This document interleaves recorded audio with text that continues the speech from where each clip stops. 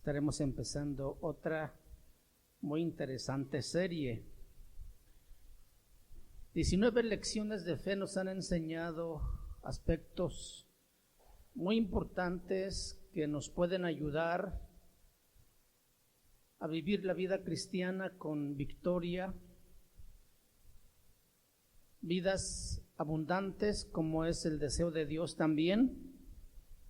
Es asunto nada más de que apliquemos lo que hemos escuchado, lo que hemos aprendido. Y hoy vamos a estudiar la lección que se llama Samuel, la fe que transforma. Samuel, la fe que transforma. Miguel, esta parte.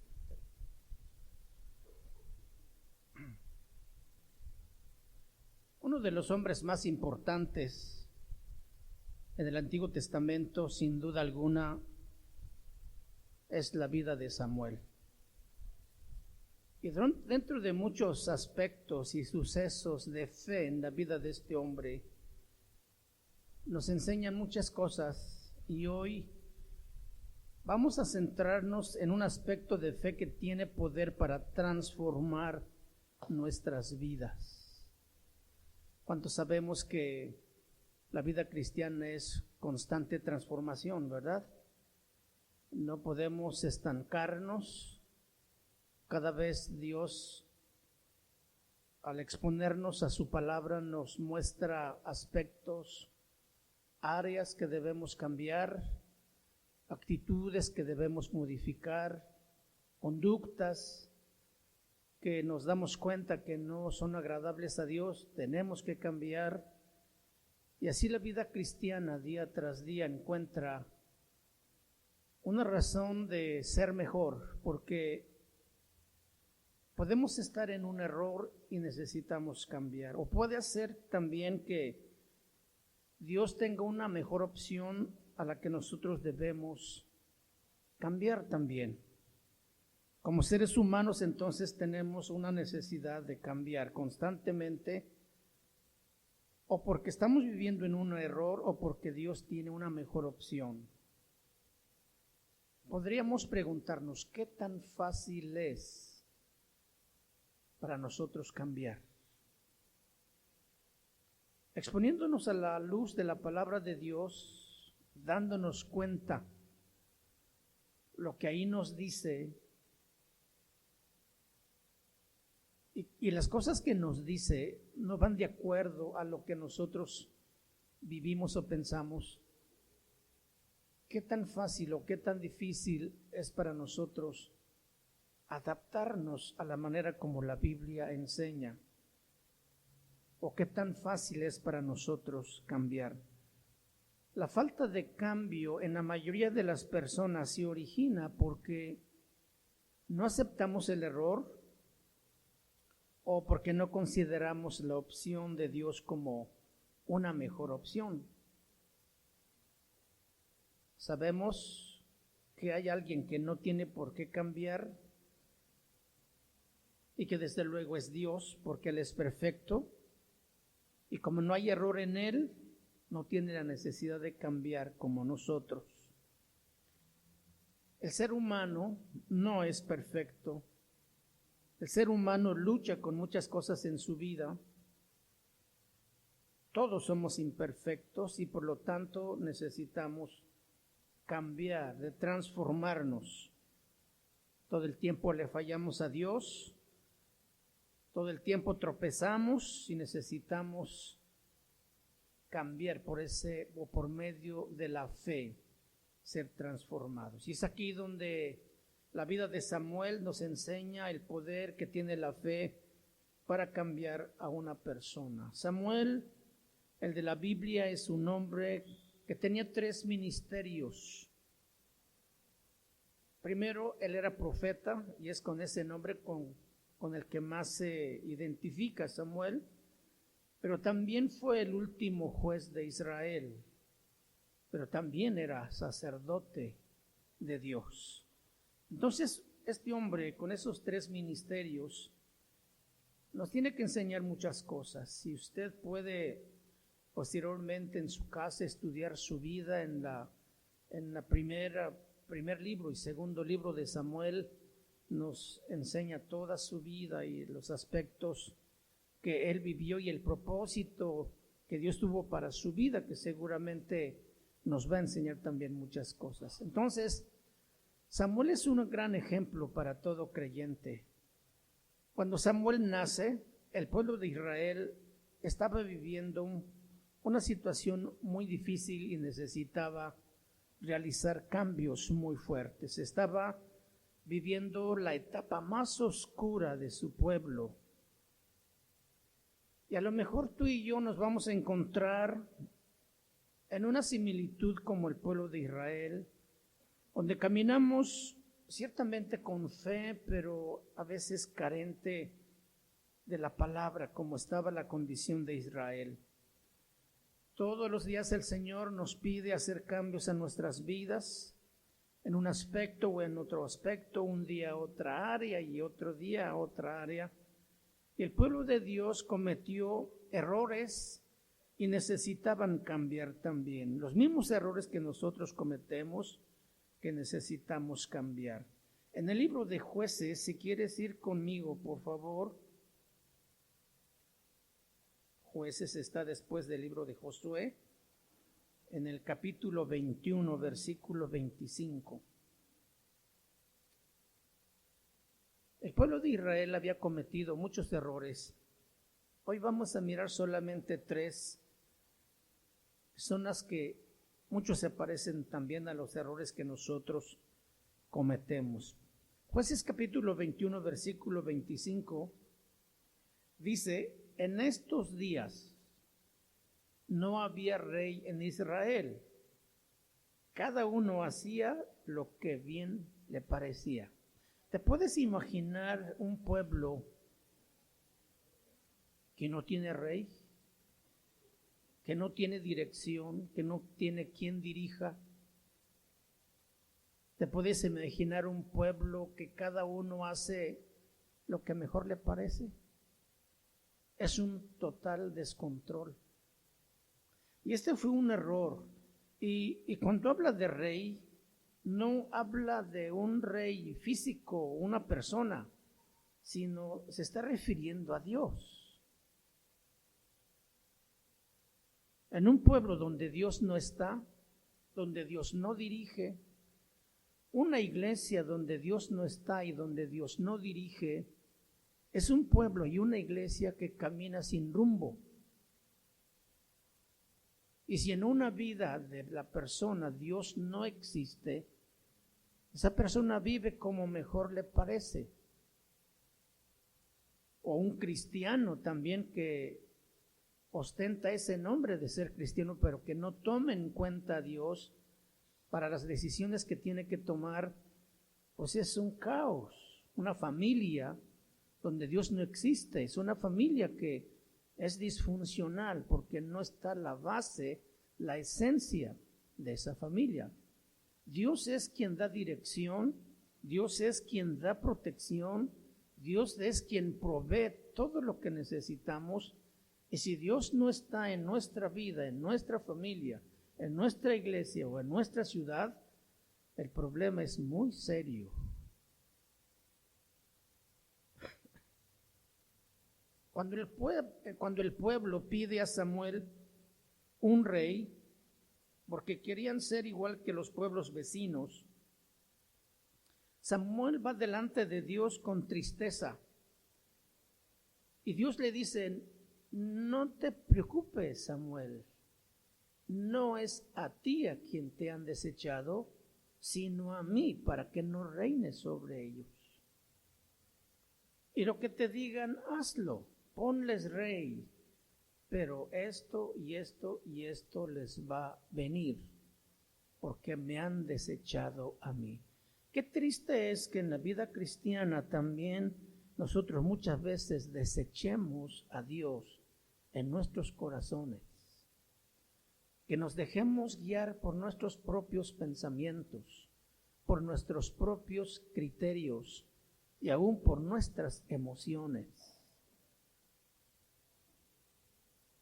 corremos el riesgo de un fracaso terrible, porque el hombre no puede conducirse por sí mismo.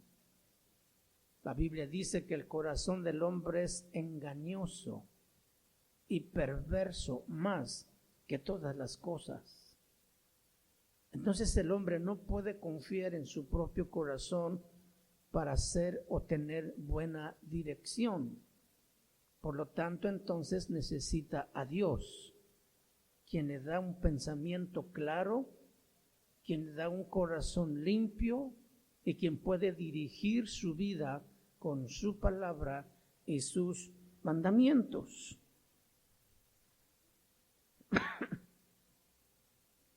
También nosotros como creyentes cometemos el error de hacer lo que nos parezca mejor, como el pueblo de Israel. En aquellos días, dice, no había rey en Israel. Cada uno hacía lo que bien le parecía. Es triste que la mayoría de los creyentes se acuerden de Dios solamente los días domingos y que aparten ese día solamente para Dios, y a veces solamente el tiempo que está en la iglesia, 1 o 2 horas. El resto del día vuelve a tomarlo para sí mismo y se dirige solo.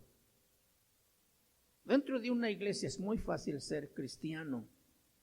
El reto es allá afuera, con las tentaciones, con la influencia de las amistades que no caminan bien, con amigos que no piensan como Dios quiere que piense, y que seamos influenciados por esas fuerzas, siempre conduciéndonos a rebelarnos contra Dios o hacer lo que no agrada a Dios. Es bien difícil eso. No tomemos a Dios en cuenta solamente cuando tenemos problemas, cuando nos aflige alguna situación que no podemos arreglar. Cuando nosotros hacemos a un lado a Dios, pues también lo estamos desechando, como el pueblo. Y ese fue el error terrible para el pueblo de Israel. Y eso se repitió muchas veces. Ellos continuamente le daban la espalda a Dios. Dios volvía a reunirlos como pueblo. Dios los traía de la cautividad, los liberaba de la esclavitud, los volvía a juntar como pueblo suyo, como nación, y ellos de pronto volvían a adorar a otros dioses, volvían a tener su fe en otras cosas y olvidaban al Dios verdadero.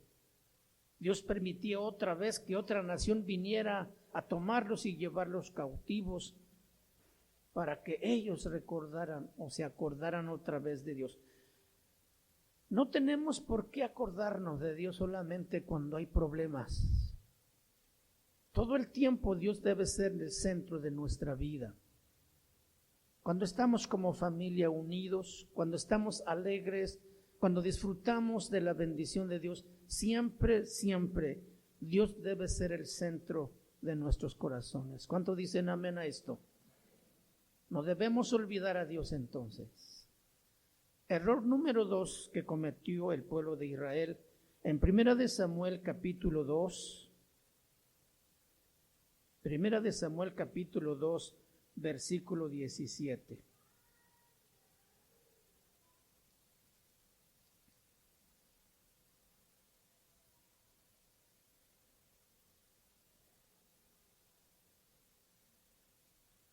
La palabra de Dios dice: era pues muy grande delante de Jehová el pecado de los jóvenes, porque los hombres menospreciaban las ofrendas de Jehová. 1 Samuel 2:17. Era pues muy grande delante de Jehová el pecado de los jóvenes. Aquí está hablando de los jóvenes, refiriéndose a los hijos del sacerdote Elí. El sacerdote Elí ministraba en el templo, era un hombre ya muy grande de edad, ya veía muy poco y él no estaba cumpliendo la función que Dios le había dado. En primer lugar, no era una influencia positiva para sus hijos, porque no les restringía, les dejaba vivir como ellos bien les parecía, siendo con un ministerio para funcionar y servir en el tabernáculo. Y el error y el pecado de ellos era que antes Dios había establecido de los sacrificios que llevaba el pueblo, el sacerdote se sostenía por la espaldilla y el pecho que era apartado de ese animal para el sustento del sacerdote. Pero esto se daba después de que se ofrecía y que la grasa se quemara y fuera ofrecida a Dios. Pero ellos se adelantaban y exigían que le dieran la parte que les correspondía sin antes haber sido presentados delante de Dios. O sea, se aborazaban, estaban haciendo las cosas mal y comían la carne antes de que la grasa fuera quemada. Era un requisito, un ritual que tenía que realizarse para que todo fuera agradable a Dios. Pero estos jóvenes menospreciaban las ofrendas de Jehová. Menospreciaban de esa manera lo que Dios había estipulado para ellos.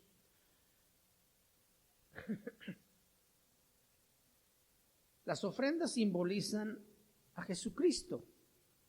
Entonces lo que menospreciaban los jóvenes era pues a Jesucristo. ¿Cuántas veces has menospreciado el sacrificio del Hijo de Dios? La palabra menospreciar quiere o tiene tres significados. La primera es considerar algo como poco importante. Segunda, considerar algo como de poco valor. Y tercera, considerar algo con poco afecto y poco amor. Entonces, menospreciar las ofrendas de Jehová o menospreciar a Jesucristo es considerar como poco importante, como de poco valor o como de poco afecto y amor. Y mucha gente cuando vive la vida como bien le parece, pues están considerando a Jesucristo como de poca importancia, de poco valor, de poco afecto y de poco amor. Ese Cristo, ese Hijo de Dios que dio su vida por nosotros, para perdón de nuestros pecados y que nos ha hecho hijos de Dios, debe ser el centro de nuestras vidas, los motivos por los que hacemos las cosas. Y cuando nosotros no consideramos a Jesucristo como importante y cuando no le damos el valor que Él merece porque lo tiene, o lo consideramos de poco afecto y no le amamos, estamos menospreciando a Jesucristo. Y eso es un error trágico para todo creyente y para toda la humanidad que no considera a Dios como quien debe ser en su vida. Relegar a Jesús hasta el último de nuestras listas de actividades y de compromisos en el día es menospreciar a Jesucristo. Hoy me levanté tarde y ya no alcancé a orar, ya no alcancé a leer la Biblia. Al rato regresando del trabajo lo hago.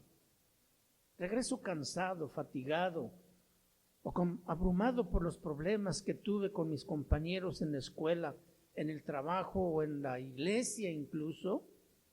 No me dan ganas de orar ni de leer la Biblia.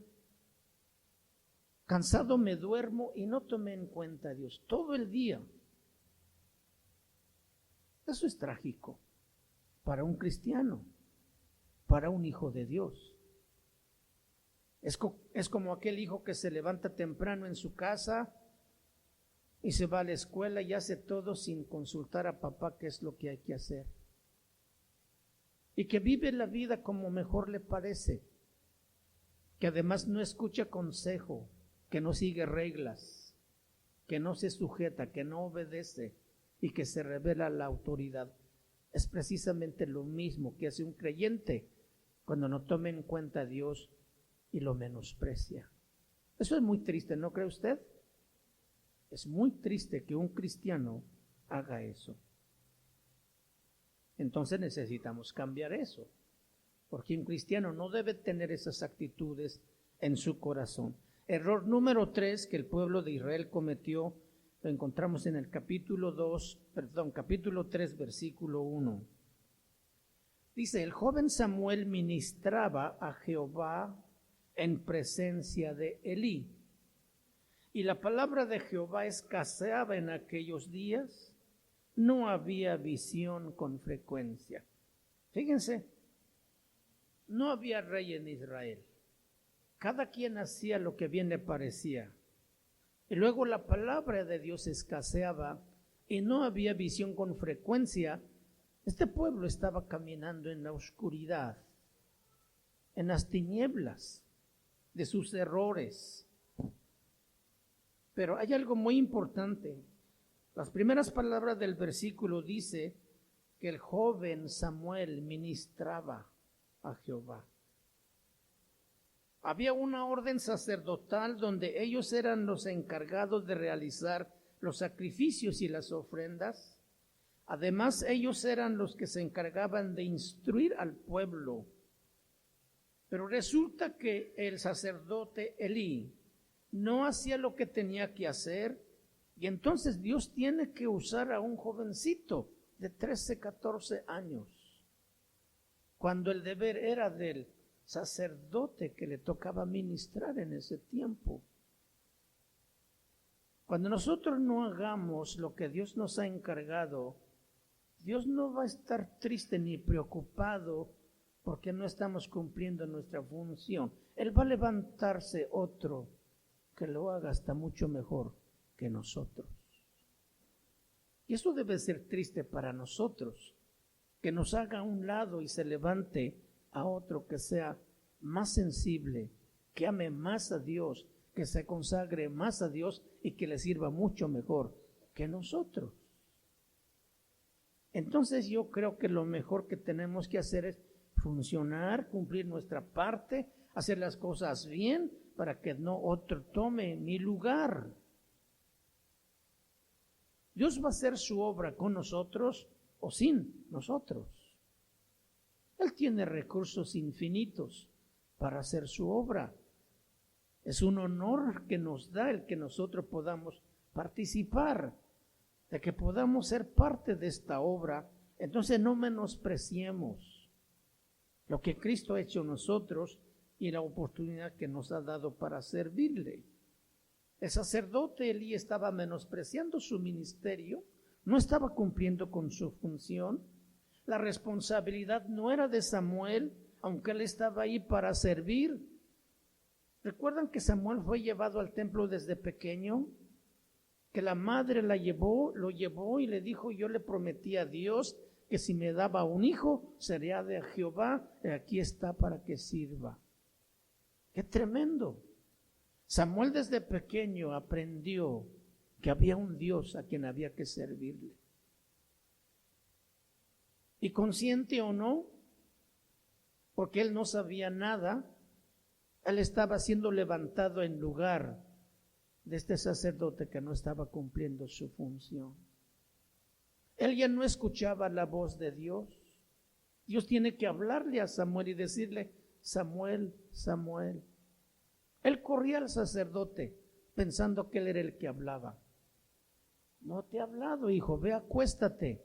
Por 3 veces, ¿entiendes, Samuel? Elí, que Dios hablaba con él y le dice, si te habla otra vez, dile, heme aquí, Señor, habla que tu siervo oye. Elí, al darse cuenta de esto, debe haber reflexionado y decir, Dios está hablándole al joven y yo ya no puedo escucharlo. Cuando nosotros descuidamos lo que Dios nos ha dado, Dios va a buscarse otro oído más sensible para que le escuche. y haga lo que Dios quiere encargarle. No era común entonces que Samuel ministrara en el templo, que hiciera la función del sacerdote, pero al no haber o no estar dispuesto este instrumento, Dios tiene que levantar a uno que ni siquiera había conocido la voz de Dios, pero que lo fue preparando, que lo fue construyendo hasta ser el mejor juez y el mejor profeta de Israel. Tú y yo conocemos el final de Elí y sus hijos, que por no cumplir su tarea y por no tomar en cuenta a Dios, ellos fueron descalificados, fueron puestos a un lado, y Dios se levantó en su lugar al sacerdote Samuel, al profeta Samuel. ¿Qué tan difícil es para nosotros cambiar? ¿Has intentado cambiar tú a alguien? Por ejemplo, a tu esposo. Es imposible cambiar a la esposa o al esposo. Esta labor solamente la hace Dios.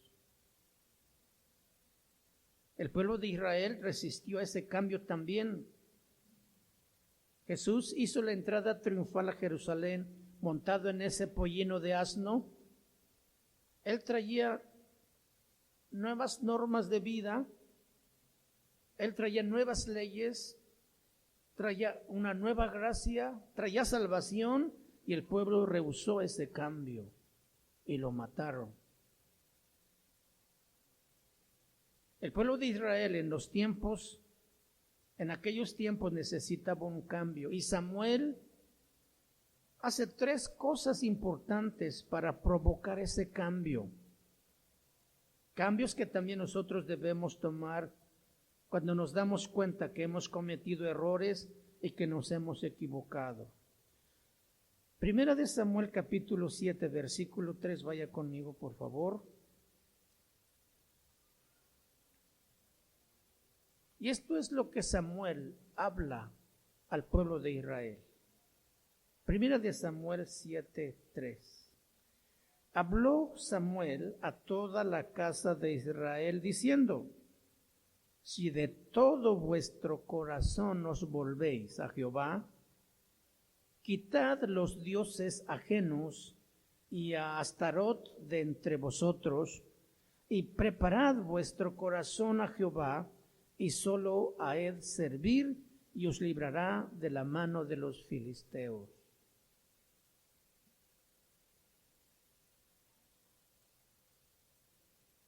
Samuel hace ver al pueblo sus errores, y aquí presenta tres formas de salir de esa situación, 3 cambios que el pueblo de Israel tenía que realizar para no seguir en esa misma situación, y son también las que nosotros debemos ejecutar en nuestra vida. Primero le dice: si de todo vuestro corazón os volvéis. Esa es una. Segunda, quitad los dioses ajenos. Y tercero, preparad vuestro corazón para servir a Jehová. Volveos de todo corazón. Quiten los dioses ajenos y preparen su corazón. En este versículo está resumido el ministerio de Samuel. Dios levantó a Samuel para mostrar el error al pueblo y también para traer cambios que ellos debían realizar para que su vida fuera diferente. Volvernos a Dios de todo corazón. El ser humano está formado por tres cosas: por lo que piensa, por lo que siente y por lo que hace. Por lo que piensa, por lo que siente y por lo que hace. Es la forma en que vive el hombre. Cuando Samuel pide al pueblo volverse de todo su corazón a Dios, quiere decir entonces que yo tengo que alejar mis pensamientos de donde los tengo y traerlos a la obediencia a Cristo. Que todo lo que yo siento no sean emociones desenfrenadas, sino que sean emociones sujetas y controladas por Cristo Jesús. Y que mis acciones también estén sujetas a Dios. ¿Qué es lo que sucede en la práctica? Que nos podemos volver de uno a dos partes solamente, pero no en forma total. Y aquí es donde tenemos un conflicto. Ejemplo, yo puedo obedecer en mis emociones y en lo que yo hago, pero no necesariamente estoy convencido en mi mente que eso es lo que tengo que hacer. Por ejemplo, un niño lo manda su mamá a las tortillas y él va, porque detrás de él va su mamá con una chancla.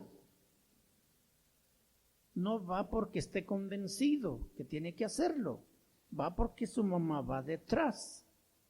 Entonces él no ha vuelto su pensamiento, ni sus emociones, ni sus acciones a la voluntad de la madre. Y así también puede pasar con nosotros. Nosotros solamente obedecemos en la acción, pero no estamos convencidos en lo que sentimos o en lo que pensamos. En otras ocasiones puedo obedecer en las acciones y en lo mejor en mi mente estoy convencido que eso es lo mejor, pero resulta que no siento que sea lo adecuado. Y entonces no me estoy volviendo a Dios de todo corazón, solamente lo estoy haciendo por partes y eso no es agradable a Dios. No es así como debemos volvernos al Señor.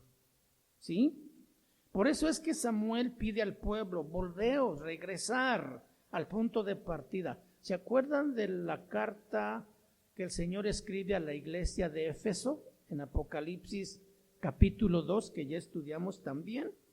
Le dice, recuerda por tanto de dónde has caído. O sea, vuelve al punto de partida. Recuerda dónde te empezaste a desviar. Regresa allí y dice, vuelve a tu primer amor. Y esto es lo que nosotros necesitamos hacer, cambiar, volvernos al punto de inicio, volvernos al primer amor, volvernos a Dios de todo corazón. La fe vuelve nuestros pensamientos a Dios, nuestras emociones y nuestras acciones a Dios. Y así es como debemos todos volvernos a Dios, con todos nuestros pensamientos, con todas nuestras emociones y con todas nuestras acciones. Amén.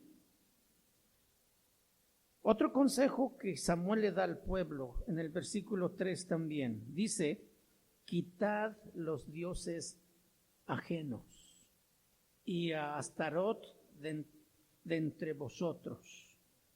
Fíjense a quién le está diciendo, a su pueblo, que supuestamente adoraba a un solo Dios. Pero ellos tenían aparte de Dios otros dioses. Eso es abominación para Dios. ¿Hay alguien aquí que pueda reconocer que es un idólatra? Nadie. Para el pueblo de Israel, era más fácil ser un idólatra porque no había palabra de Dios. No había visión con frecuencia. Dios no reinaba sobre ellos. Entonces ellos tenían ídolos en medio de entre ellos, Astarot. ¿Habrá ídolos en medio de la iglesia aquí en Manzanillo? ¿En medio de nosotros? ¿En nuestro corazón? Un ídolo se puede identificar en algo que está por encima de Dios y que gobierna mi corazón. O cuando alguien provoca o algo provoca que mi vida se desvíe de Dios. Un ídolo entonces se puede identificar en estas dos maneras. Cuando algo o alguien provoca que mi vida se desvíe de Dios. ¿Qué puede ser eso? Puede ser mi esposo, puede ser mi esposa, puede ser mi trabajo, puede ser mi familia, puede ser cualquier otra cosa que me desvíe de Dios. Que ya no esté yo tan ocupado por Dios y me ocupe más por mi trabajo. No estamos diciendo que deje usted de trabajar. El apóstol Pablo dice que el que no trabaja, que no coma. Necesitamos el trabajo, pero cuando su afán se centra más en algo o alguien y está provocando que usted desvíe su atención y corazón de Dios, eso o aquel se está convirtiendo en un ídolo en su corazón. Y es muy sutil, muy suave, muy imperceptible la forma como esto empieza a suceder en nuestro corazón. No es algo que se nota de inmediato, sino que es poco a poco. Se va distanciando nuestro enfoque de Dios y vamos enfocando más a otra cosa o a alguien más que no es Dios. Y también se puede identificar si algo o alguien se interpone entre Dios y yo y se coloca por encima de Dios para gobernarme, para controlarme, para decirme lo que está bien o lo que está mal, estamos frente a un ídolo. A eso es a lo que Samuel dice al pueblo, quita. No dice, mételo por allí en un ropero. Dice, quítalo, arráncalo. ¿Cuántos saben que Dios no comparte su gloria con nadie? Dios es un Dios muy celoso y nos quiere para su exclusiva propiedad. A nadie más le debemos rendir honor ni gloria porque Él es el único que lo merece. Él debe ser el centro de nuestra vida, el centro de nuestro corazón. La motivación de lo que hacemos debe ser el Señor. Dios siempre ha condenado la idolatría, porque la idolatría siempre está ligado estrechamente con el pecado, como la soberbia, la lascivia, la lujuria y muchas otras cosas que se relacionan con la idolatría. Si el pueblo de Israel quería dejar el pecado y provocar un cambio en su vida, él tenía que eliminar primeramente los ídolos. Nunca podemos volver a Dios mientras no saquemos los ídolos, eso que desvía nuestra atención o eso que me controla. Cuando intentamos sacar el pecado en medio de todos esos ídolos, es como intentar sacar a un niño de una tienda de juguetes o de dulces. Es difícil, el niño emocionadísimo está allí mirando los juguetes y los dulces y quiere que papá le compre todo. Así es el mundo, es como una juguetería, es como una dulcería de pecado que distrae la atención y que nos ofrece muchas cosas a cambio, aparentemente buenas, y tú comienzas a caminar pero te distraes con otras cosas y entonces a ese niño hay que arrastrarlo mejor para sacarlo. Tú quieres ser el hombre más rico del mundo de pronto, el hombre más fuerte, el padre más amoroso. Otro quiere emprender un negocio nuevo y otro quiere hacer una y otra cosa, y el mundo ofrece muchas cosas. Pero esas cosas pueden centrarse y tomar posesión en tu vida y tomar el lugar de Dios. Samuel le dice al pueblo, si quieres cambiar y volverte a Dios de manera total, tienes que quitar tus ídolos. Jóvenes, ¿cuántos batallan con la música del mundo todavía? ¿Habrá ídolos en medio de la iglesia? Claro que sí. ¿Qué hay que hacer? Deshacerse de eso. Un joven me decía, hermano, pero es que todos mis discos son originales. Estaban bien arraigados. Era su Dios. Y sacarlo le costaba mucho trabajo. Yo le dije, tu salvación vale más que eso. No te corrompas. Y me dice, hermano, yo empiezo a orar y tengo el firme deseo de orar, pero de pronto no sé qué decirle a Dios. Imagínate, qué tan lejos camina este joven de Dios que no tiene que decirle a Dios. Cuando los amigos son cercanos, pueden pasar horas y horas y horas platicando. ¿Por qué con Dios no podemos pasar el mismo tiempo platicando en oración o leyendo su palabra? Me dice el joven, ayúdame hermano, ¿qué debo hacer? Le dije, bueno, ¿dónde está esa música? Pues en mi computadora. Vamos a checar tu computadora. Vamos cerrando esas páginas. Vamos bloqueando esas fuentes. Y si no podemos, pues vamos a romper la computadora. No, hermano, ¿cómo cree? Bueno, ¿qué prefieres? Hay que matar esos dioses ajenos. Desvían nuestra atención, nos desenfocan, nos gobiernan. Dios ya no está en el centro de nuestro corazón.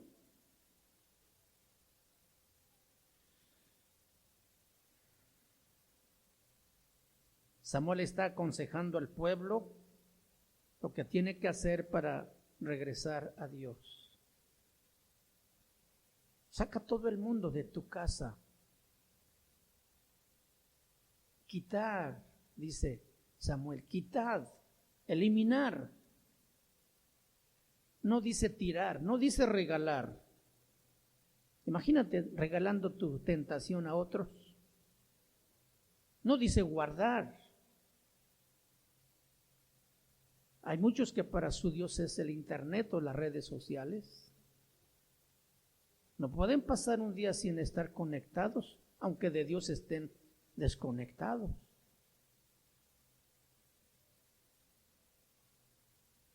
El internet y las redes sociales no son malas cuando se les da el uso debido, pero cuando estos ya controlan tu vida, lo he dicho aquí y lo repito otra vez, es triste ver cuando la familia se sienta en su casa o en un restaurante para comer, cada uno está con su pequeño mundo llamado celular, chateando, revisando sus mensajes, cuando es el tiempo de familia para dialogar, para convivir, para externar inquietudes, para disfrutar el ambiente, para darle gracias a Dios, para agradecer tantas cosas que Dios nos da como familia. No perdamos eso, hermanos. El mundo nos distrae de muchas maneras y eso se está constituyendo un ídolo para nosotros. Por eso es que las familias están debilitadas. Por eso es que los jóvenes ya no siguen la dirección del padre porque no está atento a la necesidad de ellos. Porque en la casa ya no se platican las inquietudes o los problemas que se están viviendo. Ahora los jóvenes se consultan por las redes sociales los problemas, con amistades que no tienen temor de Dios y que nunca tendrán un consejo adecuado para el problema de los hijos. Hay un grave problema en la sociedad y no debe sorprendernos el por qué la situación está como está en este tiempo. El hombre ha levantado otros dioses y le han dado la espalda al Dios verdadero.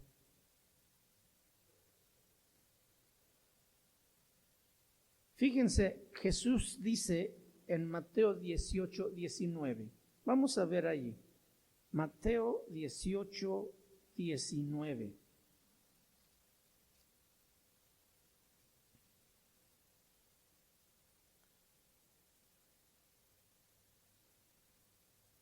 Perdón, 18, 9. Siempre ando dando otra cita, ¿verdad? 18, 9 dice, si tu ojo te es ocasión de caer, sácalo y échalo de ti. Mejor te es entrar con un solo ojo en la vida que teniendo dos ojos ser echado en el infierno de fuego. Versículo 8 dice, por tanto, si tu mano o tu pie te es ocasión de caer, córtalo y échalo de ti. Mejor te es entrar en la vida cojo o manco que teniendo dos manos o dos pies ser echado en el fuego eterno. Fíjense cómo Dios está considerando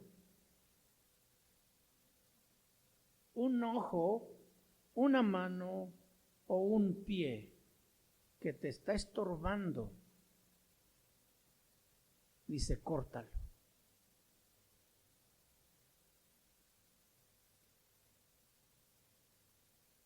Dios considera que las posibles causas del pecado no son tan valiosas que Él propone perder mejor un brazo, un ojo o una pierna. Tu computadora, tu celular, tu pantalla de 45 pulgadas, si te es ocasión de caer, ¿qué dice la palabra? Córtalo, échalo de ti. ¿No se lo puedo pasar a mi hijo en su recámara? Dice, quítalo, no dice que lo pongas en otro lado.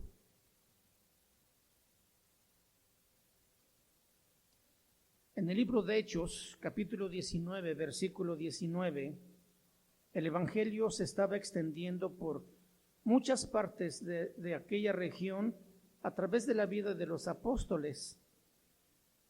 Y en Éfeso, en la predicación del apóstol Pablo, en Hechos 19, 19 dice, asimismo, muchos de los que habían practicado la magia trajeron los libros y los quemaron. ¿Qué hicieron con los libros?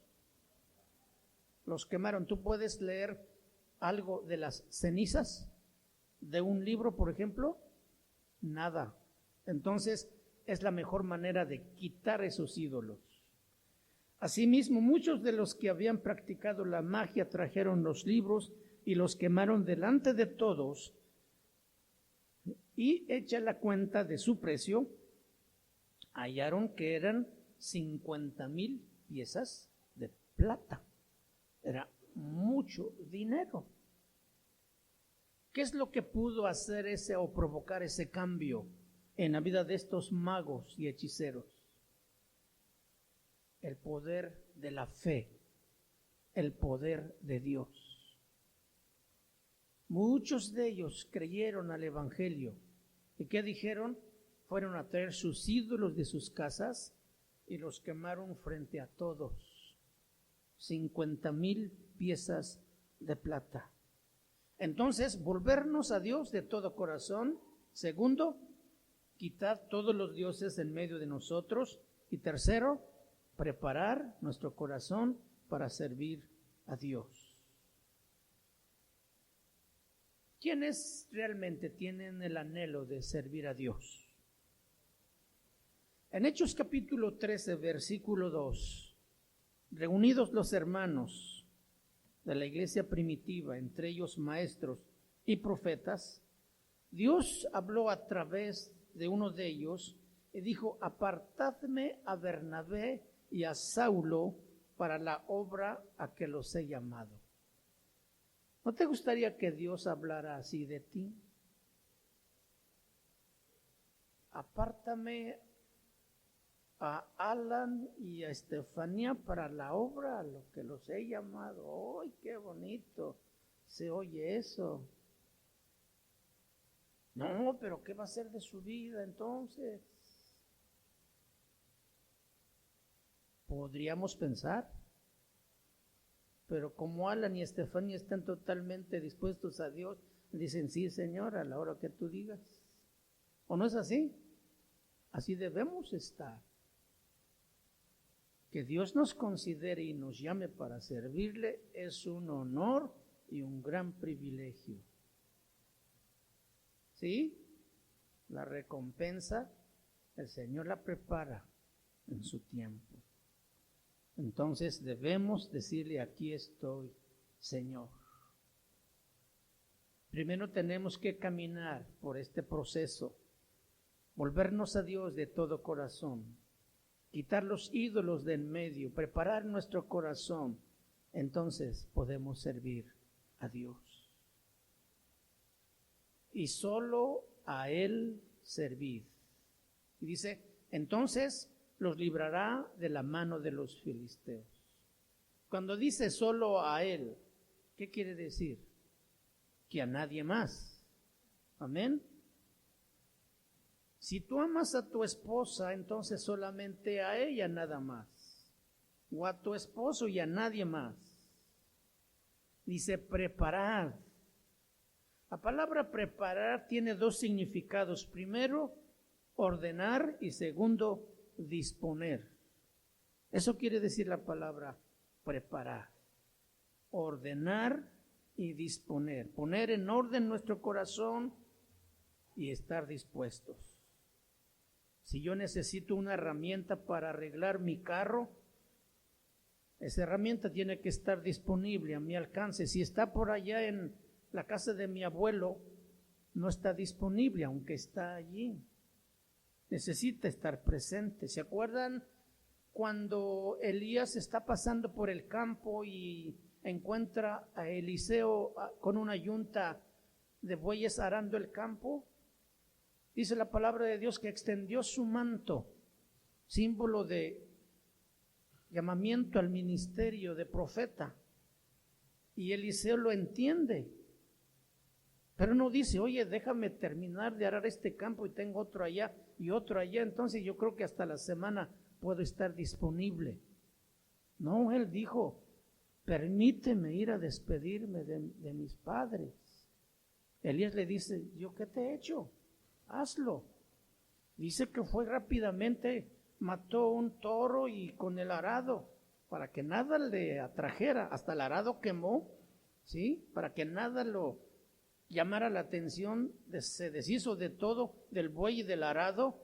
Así es como nosotros debemos renunciar a lo que posiblemente nos pudiera retener para poder servirle a Dios de todo corazón. Y dio de comer a la gente y entonces siguió al profeta Elías y le servía, dice. Eliseo tuvo que estar en el lugar exacto, en el tiempo correcto. Y así es como nosotros debemos estar. Si Eliseo no estuviera allí, no hubiera sido sucesor del profeta Elías. Y no hubiera tenido esa doble porción del espíritu de Elías si Eliseo no estuviera disponible para ser usado por Dios. Si Eliseo anduviera por allá paseándose en la playa, pues no hubiera pasado nada. Cuando Jesús llama a los apóstoles, les dijo, vengan y síganme. Algunos los encontró remendando redes, a otros los encontró lavando sus redes, limpiando sus barcas, a otro lo encontró en la mesa de los tributos y le dijo, ven, sígueme. Dice que ellos, dejándolo todo, le siguieron. Escucharon el llamamiento, estuvieron disponibles, prepararon su corazón, entendieron que era el Mesías quien los llamaba. Qué honor, qué privilegio. Y dijeron, vamos a aprovechar esta oportunidad. De hoy en adelante no vas a ser más pescador de peces, yo te haré pescador de hombres. Pues no sé cómo hacerlo, Señor, pero si tú me enseñas, con gusto lo hago. Y así es como debemos estar disponibles para Dios. Él quiere usarnos en este tiempo y para eso nos ha traído aquí, para escuchar esa voz y disponer nuestro corazón a obedecerle. ¿Estamos bien hasta aquí? ¿Sí? Para que Dios use nuestra vida, tenemos que estar en el lugar adecuado, dentro de la voluntad de Dios. Pero también tenemos que estar dispuestos como Eliseo, como Saulo, como Bernabé, como Mateo, como los otros apóstoles, cuando en su momento ellos fueron llamados, dejando todo al instante, le siguieron. Respondieron, sí, Señor, iré contigo. Amén. La condición actual de muchas iglesias hoy es que tienen gente dispuesta, pero no una vida ordenada. Y estas cosas no las podemos lograr si no es por el poder de la fe que transforma. Fe y cambio van acompañados. Fe y cambio van acompañados. La fe es un arma muy valiosa que Dios nos ha dado para luchar. La fe nos puede dar vida, nos puede dar energía, convicción, me hace creerle a Dios. La fe hace mi corazón que se vuelva a Dios, me hace quitar los ídolos que tengo dentro y prepara mi corazón para servirle. Estas lecciones que hasta hoy hemos aprendido en todo este año que empezamos en enero, deben encaminarnos a una vida de fe. Porque estos hombres nos han enseñado una lección de fe en los diferentes aspectos. Abel para ofrecer un sacrificio agradable a Dios, Enoc para vivir una vida inquebrantable, una fe inquebrantable por 300 años, caminar con Dios.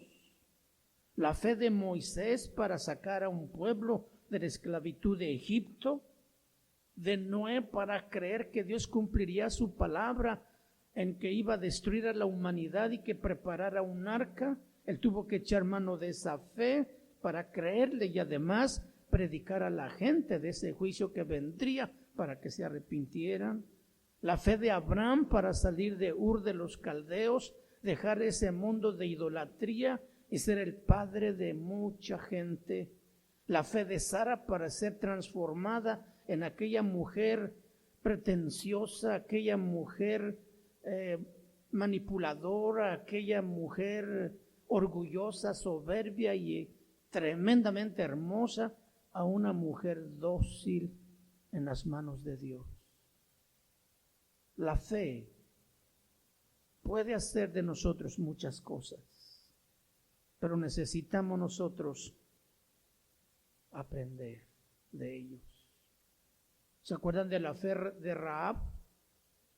Aquella mujer prostituta, aquella mujer ramera, que finalmente fue de la línea del nacimiento de Jesús.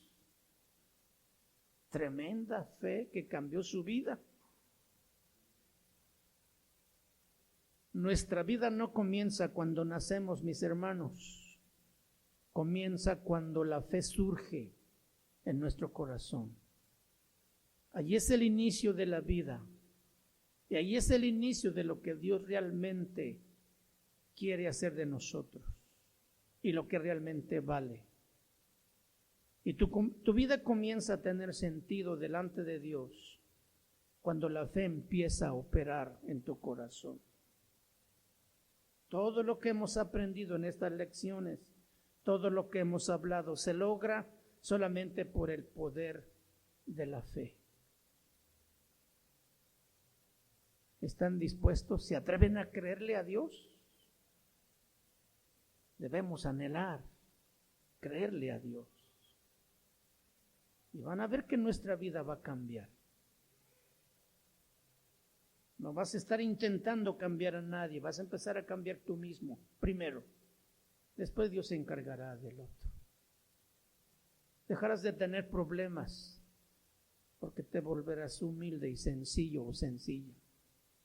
Dios va a empezar a levantarte. Una vida de testimonio, de ejemplo para tus hijos, para tu esposo o viceversa. para la iglesia, para este pueblo, para esta nación, que necesita ver mujeres y hombres llenos de fe. Pónganse de pie, por favor.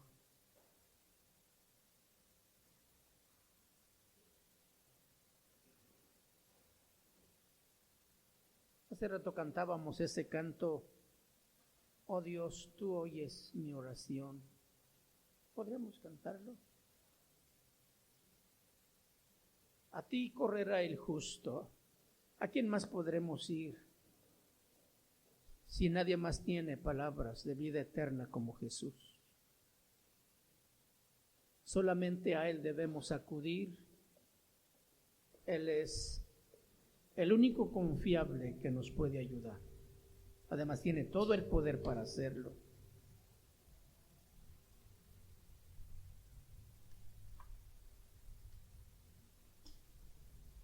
Inclina su rostro y dirija una oración al Señor,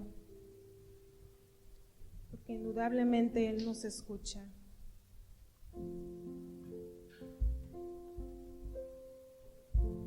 Oh Señor, estamos delante de ti, agradeciéndote enormemente, Señor, que tú inclines tu oído a nosotros.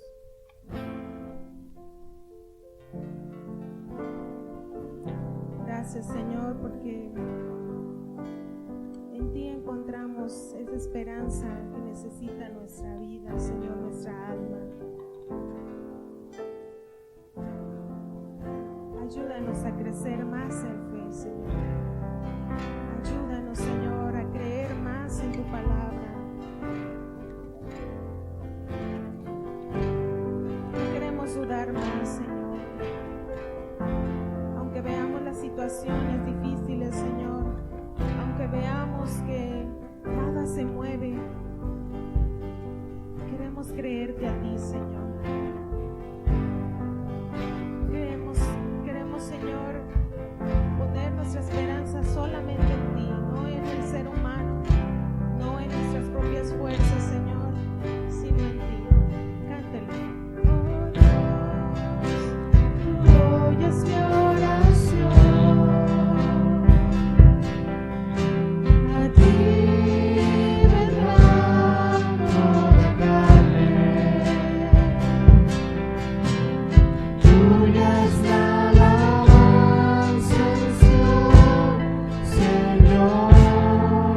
Solo a ti mi alma te adorará. Oh Dios, tú oyes mi oración.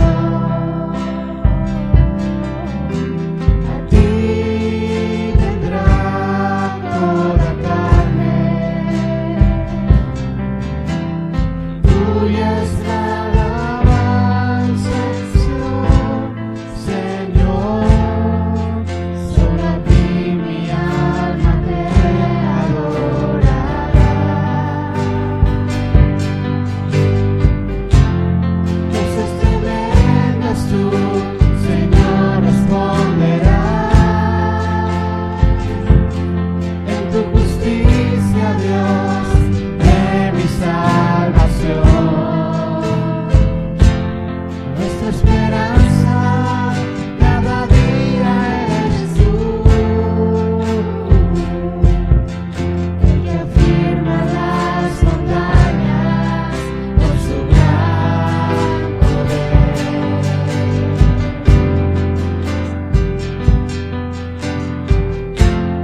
Cosas tremendas tú, Señor, responderás.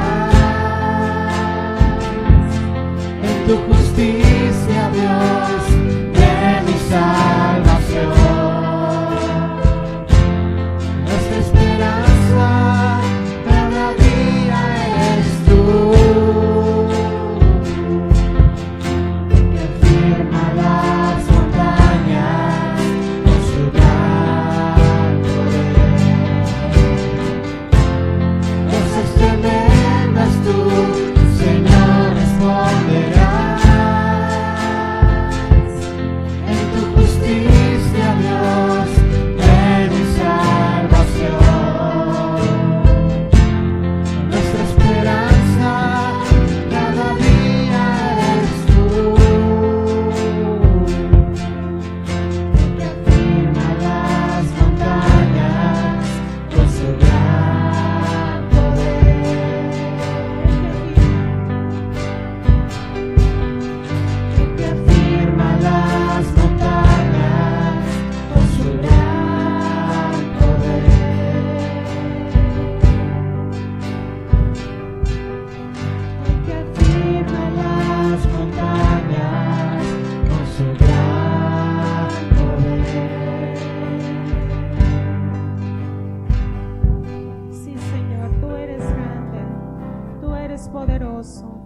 tú tienes todo bajo control, Señor. Te amamos y te bendecimos, Señor.